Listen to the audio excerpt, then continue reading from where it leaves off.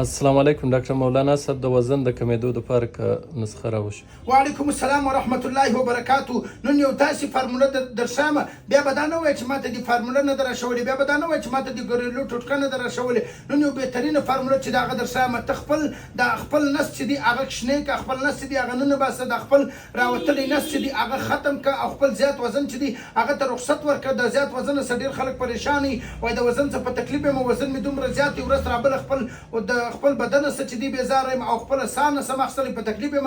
د دې دپاره نن یو بهترینه فارموله چې د هغه درښیم، د ځانه سره یې نوټ کړه. ته به داسې وکړې، یو ګیلاس اوبه به راواخلې ماښام، او دې ته به نیمه چمچه زیره ور واچې، او نیمه چمچه به کلونجي ور واچې، او نیمه چمچه چې دی دا خمازوري به ور واچې، او نیمه چمچه چې دی دغه میتي دانه به ور واچې.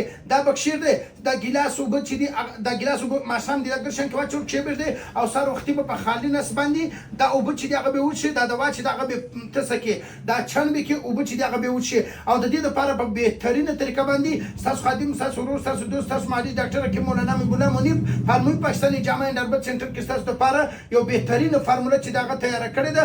دغه فارموله دا کورس موږ سره تیار دی. که چیرې ته وایې چې دا خو عام ګریلو فارموله ده، ما ته چې دی یو کم نسخې چې تا جوړې کړي دي، یا کمې کشتې چې تا جوړې کړي دي، هغه ما ته راکړه. هغه فارموله چې دغه ما ته راټیسیس کړه، که ته د پاکستان بار کونج کې، که ته د بارمل بار کونج کې د کوریر په ذریعه هم در رسولی سو. انشاءالله دغه فارموله چې دغه استعمال کړه، د الله تعالی په فضل و کرم سره وزن به دې ختم سي، او وزن زیات وزن چې کوم دی هغه به تا ته وایي چې زه درڅه ولاړم، رخصت به درڅه واخلي، او ستا وزن چې کوم دی هغه به کم سي، بدن به دې سپک سي، ساه به دې سمه سي.